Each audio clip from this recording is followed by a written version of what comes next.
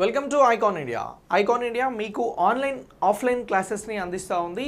ఇక offline classes వచ్చి అశోక్ నగర్ కేంద్రంగా ప్రారంభించడం జరిగింది. గ్రూప్స్ కోసం ప్రిపేర్ అవుతున్నట్లయితే మీరు మమ్మల్ని సంప్రదించవచ్చు, జాయిన్ అవ్వచ్చు కోచింగ్ కోసం.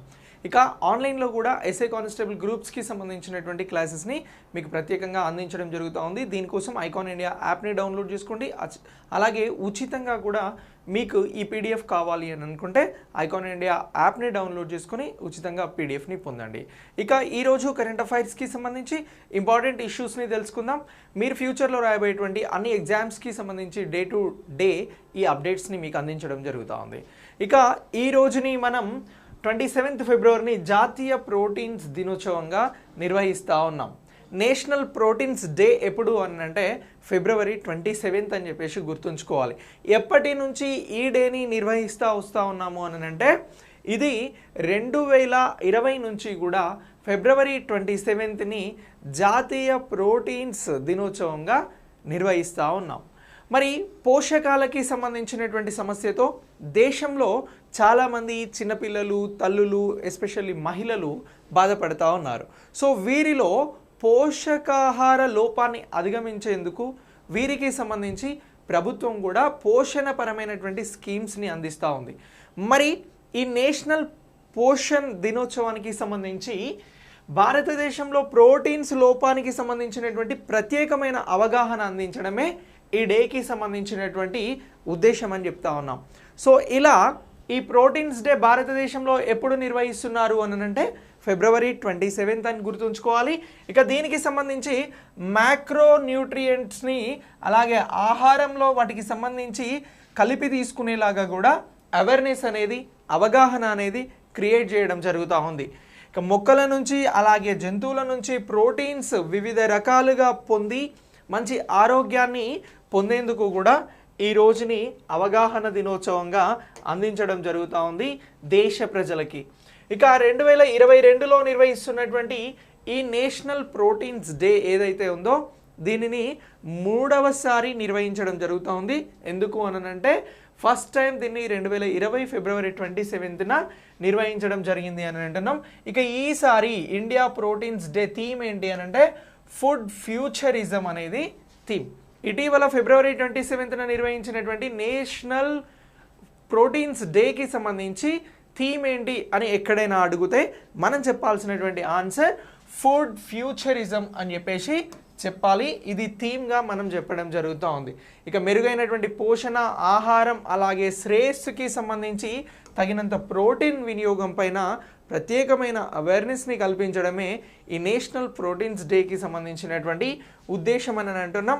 ఇక ఈ అవగాహన కార్యక్రమంతో పాటు ప్రోటీన్ హక్కు అనేది కూడా ఉంది. దీన్నే మనం ఈ 27th ఫిబ్రవరిగా నిర్వహిస్తూ ఉన్నాం. ఇక దీని తర్వాత నెక్స్ట్ వరల్డ్ ఎన్జిఓస్ డే, ప్రపంచ ఎన్జిఓ డే గురించి తెలుసుకుందాం. సో దీనిని కూడా ఎప్పుడు నిర్వహించడం జరుగుతూ ఉంది వరల్డ్ ఎన్జిఓ డేని అని అంటే ఇది కూడా ఈ ఫిబ్రవరి 27నే నిర్వహించడం జరుగుతూ ఉంది. సో ఇలా నిర్వహిస్తున్నటువంటి ఈ డేని ప్రపంచంలోని అనేక దేశాలు కూడా జరుపుకుంటూ ఉన్నాయి. ఇక దీనికి సంబంధించి ప్రభుత్వేతర లాభాపేక్ష లేనటువంటి సంస్థలు ఈ డేని ప్రత్యేకంగా గౌరవించి జరుపుకోవడం జరుగుతూ ఉంది. సో ఈ ప్రపంచ ఎన్జిఓ దినోత్సవం అనేది ఎవరైతే ఎన్జిఓకి సంబంధించి సోషల్ వర్క్ చేస్తూ ప్రజలకి సహాయంగా నిలుస్తారో వారికి సంబంధించి ఆ వ్యక్తులను ప్రోత్సహించడం అనేది, ఆ సంస్థల్ని ప్రోత్సహించడం అనేది దీనికి సంబంధించినటువంటి ప్రత్యేక దినోత్సవంగా నిర్వహిస్తూ ఉన్నాం. ఇక ప్రపంచ ఎన్జిఓ దినోత్సవం గురించి ఏంటి అని అంటే ఇది ప్రతి దేశం యొక్క ప్రభుత్వం, వ్యక్తులు తమ అధికారిక రాష్ట్ర భాషలలో నిస్వార్థంగా పనిచేయడానికి సంబంధించి అభినందించడం జరుగుతూ ఉంది అని చెప్పేసి అంటా ఉన్నాం. దీంతో పాటు నెక్స్ట్ ఈ బాల్టిక్ సీ స్టేట్ కౌన్సిల్ యొక్క బాల్టిక్ సీ ఎన్జిఓ ఫోరం అనేది ఉంది. దీనికి సంబంధించి ఏప్రిల్ 27, 2010న అధికారికంగా ఈ రోజుని గుర్తించడం జరిగింది. ఇది 2 సంవత్సరాల తర్వాత ఫోరం తుది ప్రకటన తీర్మానాన్ని ఆమోదించింది అని అంటున్నాం. సో దీనికి సంబంధించి ఎప్పుడు అని అంటున్నాం, ఏప్రిల్ 27, 2010న ఈ ఎన్జిఓ డేకి సంబంధించినటువంటి దానిని ప్రత్యేకంగా గుర్తించారు అని చెప్పేసి అంటా ఉన్నాం. ఇక దీంతో పాటు ఈ 2014 ఫిబ్రవరి 27న ప్రపంచ ఎన్జిఓ దినోత్సవంగా దీన్ని ప్రకటించడం జరిగింది. ఇక ప్రపంచవ్యాప్తంగా ఉన్నటువంటి ఎన్జిఓ కమ్యూనిటీ చారిత్రాత్మక దినంగా ఈ ఫిబ్రవరి 27 అనేది 2014 నుంచి మారింది అని అంటున్నాం. కానీ దీన్ని ఎప్పుడు ప్రకటించారు అని అంటే 2010లోనే దీన్ని ప్రకటించడం జరిగింది అనేది కూడా మనం ఇక్కడ ఫోకస్ చేయాల్సినటువంటి అంశం. ఇక ఈ బాల్టిక్ సీ ఎన్జిఓ ఫోరం అనేది డెన్మార్క్, అలాగే Estonia, Finland, Germany, Iceland, Latvia, so ఇలా ఈ యూరప్ కంట్రీలకి సంబంధించినటువంటి దేశాలు ఇందులో సభ్య దేశాలుగా ఉన్నాయి అని అంటున్నాం. ప్రపంచం మొత్తం మీద కూడా ఎన్జిఓ దినోత్సవాన్ని దాదాపు 89 దేశాలు 6 కాంటినెంట్స్లో 6 ఖండాలలో నిర్వహించడం జరుగుతూ ఉంది అని చెప్పేసి చెప్తా ఉన్నాం. సో ఇలా ఈ ఎన్జిఓ డేని గుర్తుంచుకోండి. ఇక దీని తర్వాత నెక్స్ట్ ఇప్పుడు ప్రపంచంలో ఉక్రెయిన్ పైన రష్యా యుద్ధానికి దిగింది. సో ఇలా ఈ రష్యా తన అధికారాన్ని అలాగే తన రక్షణపరమైనటువంటి బలాన్ని ఉక్రెయిన్ మీద ప్రయోగిస్తున్నందుకు గాను యూరోపియన్ యూనియన్కి సంబంధించినటువంటి మానవ హక్కుల కౌన్సిల్, దీన్ని హ్యూమన్ రైట్స్ కౌన్సిల్ అని అంటున్నాం, దీని నుంచి రష్యా అనేది దీనిలో సభ్యదేశంగా ఉండింది. ఇప్పుడు ఈ రష్యాను ఈ మానవ హక్కుల కౌన్సిల్ ఏదైతే ఉందో యూరోపియన్ యూనియన్కి సంబంధించి ఆ కౌన్సిల్ నుంచి బయటికి పంపించడం జరిగింది. సో అలా ఈ ఉక్రెయిన్ పైన ప్రత్యేకంగా దాడికి దిగినందుకు గాను యూరోపియన్ కౌన్సిల్కి సంబంధించి ఏం చేశారు అని అంటే రష్యాను మానవ హక్కుల సంస్థ నుంచి సస్పెండ్ చేయడం జరిగింది అని అంటున్నాం. ఇటీవల ఉక్రెయిన్పై యుద్ధానికి దిగినందుకు గాను ఏ మానవ హక్కుల కౌన్సిల్ నుంచి రష్యాని సస్పెండ్ చేయడం జరిగింది అని అడిగితే మనం చెప్పాల్సినటువంటి ఆన్సర్ యూరోపియన్ యూనియన్కి సంబంధించినటువంటి యూరప్ మానవ హక్కులకి సంబంధించినటువంటి కౌన్సిల్ అని చెప్పేసి చెప్పాలి.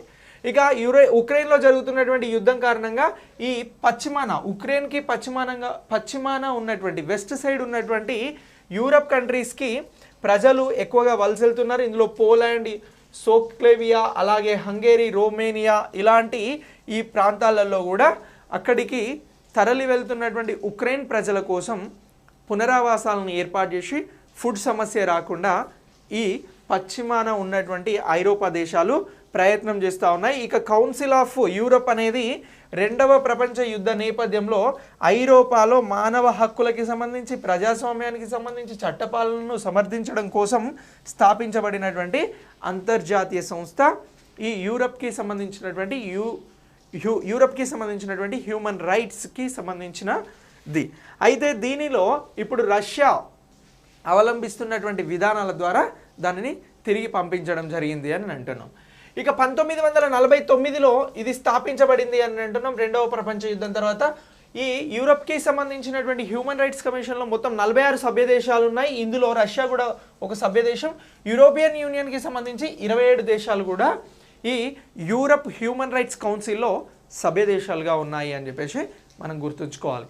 ఇక దీని తర్వాత కౌన్సిల్ ఆఫ్ యూరప్ ఏదైతే ఉందో దీనికి సంబంధించి ఐక్యరాజ్య సమితి దీని పరిశీలకునిగా ఉన్నటువంటి అంశాన్ని గుర్తుంచుకోవాలి. బైండింగ్ చట్టాలను ఇది రూపొందించదు అని చెప్పేసి మనం చెప్తా ఉన్నాం.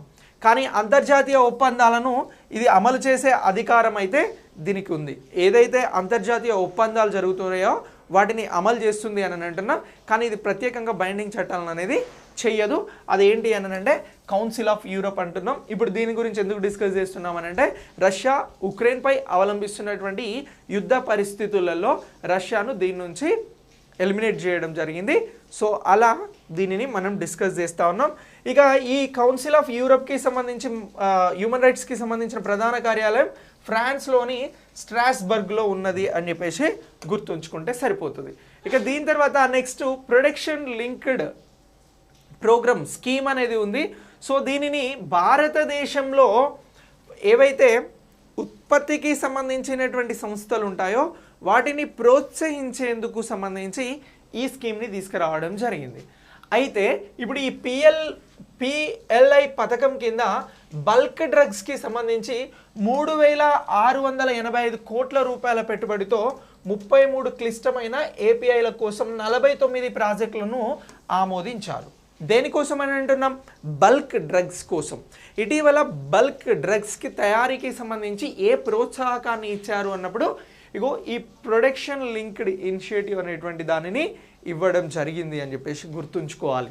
ఇక దీని తర్వాత గుర్తించబడినటువంటి క్లిష్టమైనటువంటి ఔషధ విభాగాలలో కూడా స్వీయ విశ్వాసం సాధించడం కోసం ఈ ప్రోత్సాహం అనేది అందిస్తున్నారు అని అంటున్నాం. అలాగే కేఎస్ఎంస్ ఏపీఐలకి సంబంధించి దేశీయ తయారీని ప్రోత్సహించడం కోసం ఫార్మాస్యూటికల్స్ ఏవైతే ఉన్నాయో ఈ విభాగానికి ఈ ప్రోత్సాహం అనేది అందుతుంది అని అంటున్నాం.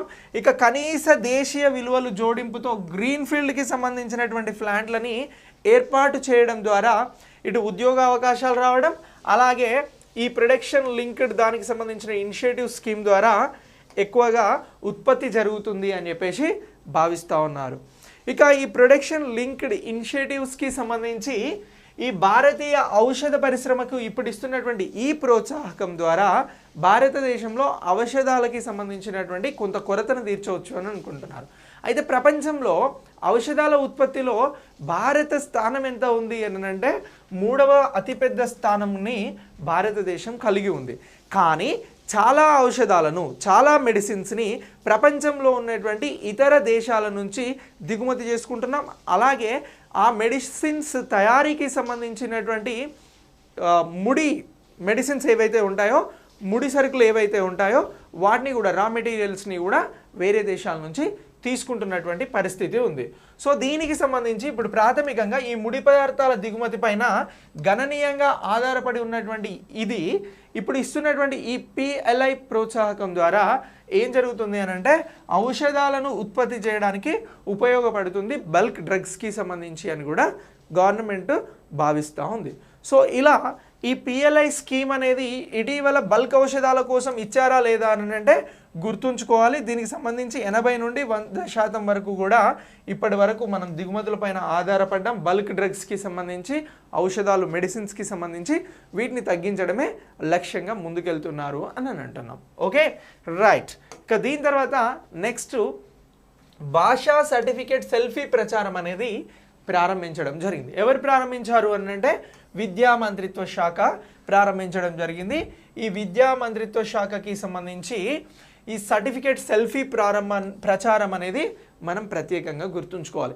ఇటీవల విద్యాశాఖ ఏ ప్రచారాన్ని ప్రారంభించింది ఫిబ్రవరిలో అని అంటే భాషా సర్టిఫికేట్ అనేది సెల్ఫీకి సంబంధించి, లాంగ్వేజెస్కి సంబంధించినటువంటిది దాన్ని ప్రారంభించింది అని గుర్తుంచుకోవాలి. ఇప్పుడు విద్యా మంత్రిత్వ శాఖ అలాగే మై గవర్నమెంట్ ఆఫ్ ఇండియా ఏం చేస్తుంది అని అంటే అభివృద్ధి చేసినటువంటి భాషా సంఘం మొబైల్ యాప్ని ప్రమోట్ చేయడం లక్ష్యంగా పెట్టుకుంది. ఒక మొబైల్ యాప్ని ఈ భాషా సంఘం పేరుతో ఈ మొబైల్ యాప్ని ప్రమోట్ చేస్తూ ఉంది. ఎవరెవరు?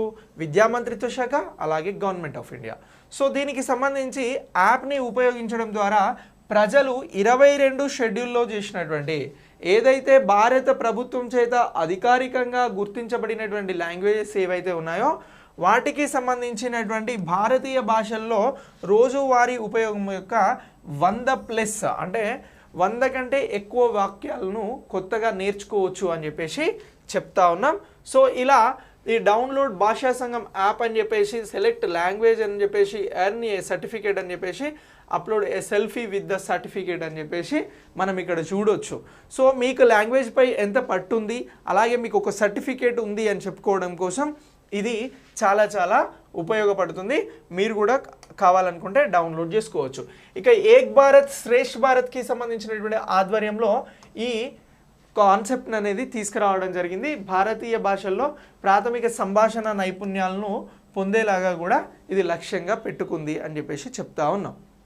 సో దీనికి సంబంధించి 75 లక్షల మంది ప్రాథమిక సంభాషణ నైపుణ్యాలను పొందాలని కూడా లక్ష్యంగా పెట్టుకున్నారు. అందులో మనం కూడా భాగస్వామ్యం కావచ్చు. జస్ట్ యాప్ని డౌన్లోడ్ చేసుకుంటే సరిపోతుంది. అదే భాషా సంఘం యాప్. ఓకే, సో ఇలా ఈ ప్రచారాన్ని విద్యా మంత్రిత్వ శాఖ ప్రారంభించడం జరిగింది. దీని లక్ష్యం ఏంటి అని అంటే 75 లక్షల మందికి వారి సొంత భాషలలో ప్రావీణ్యం అందేలాగా సర్టిఫికేట్స్ అందజేయాలనేటువంటి ఉద్దేశంతో ఈ యాప్ని తీసుకురావడం జరిగింది. భారత రాజ్యాంగంలో గుర్తించినటువంటి అన్ని లాంగ్వేజ్కి సంబంధించి కూడా ఇది అందుబాటులో ఉంది అని అంటున్నాం. నెక్స్ట్ ఏంటంటే immigration visa foreigners registration tracking అనేది ఒకటి ఉంది. సో ఇప్పుడు ఈ ట్రాకింగ్కి సంబంధించినటువంటి స్కీమ్ ఏదైతే ఉందో దీన్ని పొడిగిస్తున్నాము అని చెప్పేసి ప్రభుత్వం ఇటీవల ప్రకటించడం జరిగింది. సో మరి ఈ పథకంలో భాగంగా ఇమిగ్రేషన్ అలాగే వీసాకి సంబంధించినటువంటి సేవలను ఆధునీకరించడం అలాగే అప్గ్రేడ్ చేయడం అనేది ప్రత్యేకంగా ఉంది. ఏ పథకంలో భాగంగా? Immigration visa foreigners registration tracking పథకంలో భాగంగా అని చెప్తున్నాం. సో దీన్ని ప్రభుత్వం అనేది ఇప్పుడు పొడిగించింది, ఈ స్కీమ్ని ఇంకా అమలు చేస్తామని చెప్తా ఉంది. సో ఈ పథకం ద్వారా జాతీయ భద్రతను పటిష్టం చేస్తూ చట్టబద్ధమైనటువంటి ప్రయాణికులకి సంబంధించిన సౌకర్యాలను కల్పించాలనేటువంటి సురక్షితమైన సమీకృతమైన సర్వీస్ డెలివరీకి సంబంధించినటువంటి ఫ్రేమ్వర్క్ని కూడా ప్రత్యేకంగా అందించడం ఈ పథకం యొక్క ఉద్దేశం. సో మరి immigration visa foreigners registration tracking ఏదైతే ఉందో దీనికి సంబంధించి వీసా మరియు ఓసీఐకి సంబంధించినటువంటి కార్డుల సంఖ్య 2014లో 44.43 లక్షల నుండి ఇది 2019కి వచ్చేసరికి 64.59 లక్షలకు, అంటే 7.7% కాంపౌండ్ వార్షిక వృద్ధి అని అంటున్నాం. కాంపౌండ్ యాన్యువల్ గ్రోత్ రేట్ అని చెప్పేసి ఇంగ్లీష్లో పిలవడం జరుగుతూ ఉంది. సో ఇలా ఇది పెరిగింది అని చెప్పేసి మనం గుర్తుంచుకోవాల్సి ఉంటుంది. ఇక దీని తర్వాత గత 10 సంవత్సరాలలో 7.2% ఈ కాంపౌండ్ యాన్యువల్ గ్రాస్ రేట్ అనేది రావడం జరిగింది. దీనికి సంబంధించి భారతదేశానికి మరియు బయట నుంచి వచ్చేటువంటి అంతర్జాతీయ ట్రాఫిక్ 3.71 కోట్ల నుంచి 7.5 క్రోర్స్కి పెరిగింది అని చెప్పేసి చెప్తా ఉన్నాం. సో ఇలా భారతదేశం నుంచి వెళ్ళేవాళ్ళు, భారతదేశానికి వచ్చేవాళ్ళు, అంతర్జాతీయంగా జరుగుతున్నటువంటి విమాన ప్రయాణాలు, వీసాలు, పాస్పోర్ట్లు వీటన్నింటికి సంబంధించినటువంటి సమాచారాన్ని ఈ ఇమిగ్రేషన్ వీసా ఫారినర్స్కి సంబంధించినటువంటి రిజిస్ట్రేషన్ ట్రాకింగ్లో మనం తెలుసుకోవచ్చు. ఇక దీని తర్వాత జల విద్యుత్ ప్రాజెక్టు కోసం భారతదేశం నేపాల్ టాస్క్ ఫోర్స్ని ఏర్పాటు చేయడం జరిగింది.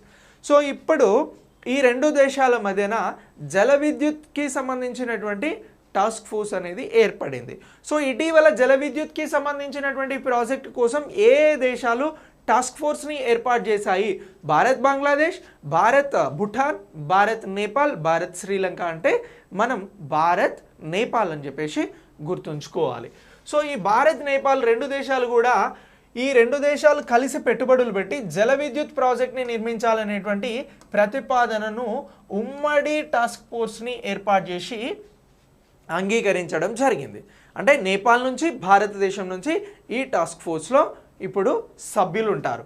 దీనికి సంబంధించి రెండు దేశాల నుంచి గరిష్టంగా ఎంతమంది ఉన్నారు అని అంటే 3 సభ్యులు ఉంటారు అని చెప్పేసి అంటున్నాం.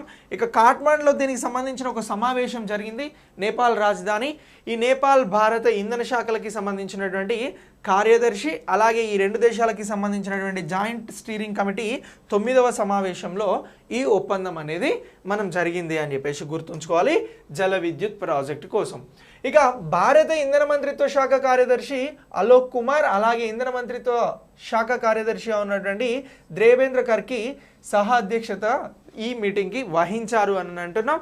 ఇక అంతర్రాష్ట్రంగా 400 kV దల్ఖేబర్, ముజాఫర్పూర్ అలాగే ట్రాన్స్మిషన్స్కి సంబంధించినటువంటి లైన్లను ఉపయోగించి దిగుమతి ఎగుమతులు చేసేటువంటి శక్తి సామర్థ్యాన్ని పెంచడానికి కూడా వీరు అంగీకరించారు అని చెప్పేసి మనం ఇక్కడ గుర్తుంచుకోవాల్సి ఉంటుంది. ఇక ఈ 400 kV ట్రాన్స్మిషన్స్కి సంబంధించి 140 కిలోమీటర్లకు పైగా విస్తరించి ఉంటే ఇందులో 20 కిలోమీటర్లు నేపాల్లో ఉంటుంది అని అంటున్నాం. మిగిలిన 120 కిలోమీటర్లు భారత భూభాగంలో ఉంటుంది అని చెప్పేసి కూడా మనం గుర్తుంచుకోవాలి. ఇది నిన్న జరిగినటువంటి అగ్రిమెంట్కి సంబంధించి. ఇక ఇప్పుడు నేపాల్కి భారత్కి మధ్యన జల విద్యుత్ కోసం ఇలాంటి ఒప్పందం ఒకటి జరిగింది అని అంటున్నాం. ఇక అరుణ్ 3 హైడల్ ఎలక్ట్రిక్ ప్రాజెక్ట్ తూర్పు నేపాల్లో ఆల్రెడీ అరుణ్ నదిపై ఉన్నటువంటి 900 మెగావాట్లకి సంబంధించి రన్ ఆఫ్ రివర్ ప్రాజెక్ట్ అనేది కూడా భారత్కి నేపాల్కి సంబంధించి ఇంపార్టెంట్ అంటున్నాం. ఇక నేపాల్ ప్రభుత్వం మరియు అలాగే సట్లెజ్ జల వికాస్ నిగమ్కి సంబంధించి కూడా 2008లో ప్రాజెక్టు కోసం ఒక అవగాహన ఒప్పందం అనేది భారత్కి అలాగే నేపాల్కి జరిగింది అని చెప్పేసి ఇప్పుడు కొత్త ఒప్పందం గురించి నేర్చుకుంటున్నటువంటి సందర్భంలో ప్రీవియస్ కూడా ఇక్కడ మనం చూడొచ్చు. ఇక బిల్డ్, ఓన్, ఆపరేట్ మరియు బదిలీ, దీన్నే బూట్ అనేటువంటి కాన్సెప్ట్తో పిలుస్తూ ఉన్నాం. దీని ద్వారా ఈ ప్రాజెక్ట్ నిర్మాణం అనేది జరుగుతూ ఉంది. మరి ఏంటి సార్ అని అంటే నిర్మించడం అలాగే సొంతం చేసుకోవడం, దీంతో పాటు ఆపరేట్ చేయడం, ఆ తర్వాత బదిలీ చేయడం అనేది ఈ బూట్ కాన్సెప్ట్. ఈ కాన్సెప్ట్కి సంబంధించి పీపీపీ మోడ్ అని అంటాం కదా, పబ్లిక్ ప్రైవేట్ పార్ట్నర్షిప్స్ ఏవైతే ఉందో ఈ మోడ్లో ఈ ప్రాజెక్ట్ అనేది ముందుకు తీసుకెళ్లడం జరుగుతూ ఉంది. ఇక ఈ ప్రాజెక్ట్ ద్వారా ఇరు దేశాలకి కూడా బెటర్గా రిజల్ట్స్ ఉంటాయి జల విద్యుత్కి సంబంధించి అని చెప్పేసి మనం ఇక్కడ గుర్తుంచుకోవాల్సి ఉంటుంది.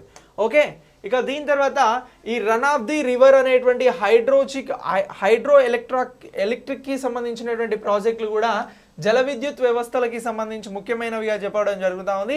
విద్యుత్ని ఉత్పత్తి చేయడానికి ప్రవహించే నీటి నుంచి ఇవి శక్తిని సేకరిస్తాయి అని చెప్పేసి అంటా ఉన్నాం. దేని ద్వారా? ఈ run of the river hydro ఎలక్ట్రిక్కి సంబంధించినటువంటి ప్రాజెక్టులు ప్రవహించే నీటి నుంచి శక్తిని గ్రహిస్తాయి అని అంటున్నాం. ఇక ఇటువంటి ప్రాజెక్టులు ఎత్తు నుండి పడేటువంటి నీటి శక్తిని ఉపయోగించకుండా విద్యుత్ని ఉత్పత్తి చేయడానికి కేవలం సహజ ప్రవాహానికి సంబంధించినటువంటి రేటుని ప్రధానంగా ఉపయోగిస్తాయి అని అంటున్నాం. ఏవి అని అంటే ఈ run of the river concepts. So ఇలా హైడ్రో ఎలక్ట్రిక్ అనేది రావడం జరుగుతుంది, దాన్ని జల విద్యుత్ అని అంటున్నాం. ఇక ఈ ప్రాజెక్ట్ని నిర్మించడానికి తక్కువ ఖర్చుతో కూడుకున్నవి అని చెప్పేసి కూడా ఏ ప్రాజెక్ట్ని అని అంటున్నాం అని అంటే రన్ ఆఫ్ ది రివర్ ప్రాజెక్ట్ని అనడం జరుగుతూ ఉంది, తక్కువ ఖర్చుతో కూడుకున్నదని. ఇక మొత్తంలో నీటి నిల్వ ఉన్నటువంటి డ్యామ్లతో పోలిస్తే అతి చిన్న పర్యావరణ పాదముద్రను కూడా కలిగి ఉంటుంది అని చెప్పేసి ఈ రన్ ఆఫ్ ది రివర్స్కి సంబంధించినటువంటి హైడ్రో ఎలక్ట్రిక్ ప్రాజెక్టుల గురించి మనం ప్రత్యేకంగా చెప్పడం జరుగుతూ ఉంది. సో ఈ కాన్సెప్ట్లో ఇప్పుడు నేపాల్ అలాగే భారత్ ఈ జల విద్యుత్కి సంబంధించినటువంటి ఒప్పందాన్ని చేసుకున్నాయి. ఇక ఈ రష్యా ఉక్రెయిన్కి సంబంధించి మరొక అంశాన్ని కూడా మనం కీలకంగా ఇక్కడ డిస్కస్ చేయాలి. సో యుఎన్ఎస్సి అని అంటున్నాం. ఏంటి యుఎన్ఎస్సి అని అంటే ఇది యునైటెడ్ నేషన్ సెక్యూరిటీ కౌన్సిల్. రెండవ ప్రపంచ యుద్ధం తర్వాత ఎలాంటి యుద్ధం వచ్చినా వాటిని అరికట్టగలిగి అలాగే మానవాళికి పరిరక్షణ కల్పించాలనేది దీని ముఖ్య ఉద్దేశం. సో దీనికి సంబంధించి ఇందులో 5 శాశ్వత సభ్య దేశాలు ఉన్నాయి, అలాగే 10 తాత్కాలిక సభ్య దేశాలు ఉంటాయి. సో వీటికి వీటో పవర్ అంటే ఫస్ట్ చెప్పినటువంటి 5 దేశాలు ఏవైతే ఉన్నాయో వాటికి వీటో పవర్ అనేది ఉంటుంది. సో దీనికి సంబంధించి ఇప్పుడు రష్యా ఉక్రెయిన్పై చేస్తున్నటువంటి దురాక్రమణ ఏదైతే ఉందో దీన్ని ఖండిస్తూ యునైటెడ్ స్టేట్స్ ఏం చేసింది అని అంటే ఒక స్పాన్సర్ చేసినటువంటి ఐక్యరాజ్య సమితి భద్రతా మండలి తీర్మానాన్ని ప్రవేశపెట్టడం జరిగింది. ఇలా ప్రవేశపెట్టినటువంటి తీర్మానం ఏదైతే ఉందో ఈ తీర్మానానికి సంబంధించి భారత్ తటస్థంగా ఉంది. ఇటు రష్యాకి ఓట్ చేయలేదు, అలాగే ఇటు అమెరికాకి సపోర్ట్ చేస్తూ కూడా ఓట్ చేయలేదు. కానీ ఈ తీర్మానం ఏదైతే ఉందో ఈ తీర్మానం అనేది వీటో పవర్ని ఉపయోగించుకొని రష్యా వీటో పవర్ ద్వారా తీర్మానం వీగిపోయేలాగా చేసింది. సో దీంతో ఇప్పుడు ఫిబ్రవరి నెలలో ఈ యుఎన్ఎస్సికి సంబంధించి యునైటెడ్ నేషన్ సెక్యూరిటీ కౌన్సిల్కి సంబంధించి నెలకు ఎవరుంటారంటే ప్రెసిడెంట్ ఉంటారు. సో దీనికి ఇప్పుడు ఫిబ్రవరి నెలలో ఎవరున్నారు అని అంటే రష్యానే ఉంది. ఈ రష్యా మీదనే ఈ తీర్మానం అనేది రావడం జరిగింది. సో ఇలా వచ్చినటువంటి తీర్మానం అనేది వీటో పవర్ ద్వారా రష్యా దాన్ని వీగిపోయేలా చేసింది అని అంటున్నాం. సో ఇలా ఈ కాన్సెప్ట్స్కి సంబంధించి ఓటు చేయని వారు ఎవరు అని అంటే భారత్ అంటున్నాం, యునైటెడ్ అరబ్ ఎమిరేట్స్ అంటున్నాం, అలాగే చైనా కూడా ఈ ఓట్ చేయలేదు అని చెప్పేసి మనం గుర్తుంచుకోవాల్సి ఉంటుంది. ఇక Estonia, Australia, Georgia, Finland, Italy, Germany, Liechtenstein, Luxembourg, అలాగే Lithuania, Norway, New Zealand, Romania, Poland స్పాన్సర్స్గా చేసినటువంటి అల్బేనియా యుఎస్ సమర్పించినటువంటి ముసాయిదా తీర్మానంపై యుఎన్ భద్రతా మండలిలో ఓటు వేసినటువంటి దేశాలుగా చెప్తున్నాం. ఓటు వేయని దేశాలు ఏంటి అని అంటే యునైటెడ్ స్టేట్స్ ఉక్రెయిన్పై తీసుకొచ్చినటువంటి యుద్ధం ఏదైతే ఉందో రష్యా చేస్తున్న యుద్ధానికి వ్యతిరేకంగా United states United nation security కౌన్సిల్లో తీర్మానం పెడితే ఓటు చెయ్యని దేశాలుగా మనం 3 గుర్తుంచుకోవాలి. 1 ఏమంటున్నాం? భారత్ అంటున్నాం. 2 ఏమంటున్నాం? యునైటెడ్ అరబ్ ఎమిరేట్స్ అంటున్నాం. 3 ఏ కంట్రీ అని అంటున్నాం అని అంటే చైనా అంటున్నాం. సో ఇలా వీటిని గుర్తుంచుకోండి. మరి ఇప్పటి వరకు వీటో పవర్ని రష్యా ఎన్నిసార్లు ఉపయోగించుకుంది అని అంటే 120 సార్లు అంటున్నాం. ఆ తర్వాత యుఎస్ 82 సార్లు తన వీటో పవర్ని ఉపయోగించుకుంది. ఆ తర్వాత యూకే యునైటెడ్ కింగ్డమ్ 29 సార్లు, చైనా 17 సార్లు, ఫ్రాన్స్ 16 సార్లు వారికి ఉన్నటువంటి వీటో పవర్ని ఉపయోగించుకొని అలాగే ఆ తీర్మానాలు ఎవరైతే వారికి అపోజిట్గా ప్రవేశపెడతారో ఆ తీర్మానాలను వీగిపోయేలా చేస్తూ ఉన్నారు. సో ఇలా ఈ రష్యాకి సంబంధించింది గుర్తుంచుకోవాలి. ఇక ఈ గవర్నెన్స్ డివిజన్ చీఫ్గా ఉన్నటువంటి ఇప్పుడు ఎవరున్నారు అని అంటే అభిషేక్ సింగ్ ఉన్నారు. ఇతను ఇంతకుముందు డిజిటల్ ఇండియాకి సీఈఓగా ఉన్నారు. ఇప్పుడు నేషనల్ ఈ గవర్నెన్స్ డిజిటల్ చీఫ్గా కూడా ఈ అభిషేక్ సింగ్ అనే అతను నియమించబడడం జరిగింది. సో మరి ఇతను ఎవరు అని అంటే 1995 ఐఏఎస్ బ్యాచ్కి సంబంధించినటువంటి అధికారి. నాగాలాండ్ క్యాడర్లో ఇతను 1995 బ్యాచ్ అధికారిగా ఉన్నాడు అని చెప్పేసి గుర్తుంచుకోవాలి. ప్రస్తుతం ఇతను డిజిటల్ ఇండియా సీఈఓతో పాటు అలాగే నేషనల్ ఈ గవర్నెన్స్ డివిజన్ చీఫ్గా కూడా బాధ్యతలను నిర్వహిస్తున్నారు. అతని పేరు అభిషేక్ సింగ్ అని చెప్పేసి మనం గుర్తుంచుకోవాల్సి ఉంటుంది. సో నెక్స్ట్ కరెంట్ అఫైర్స్తో మళ్ళీ కలుద్దాం. Thanks for watching.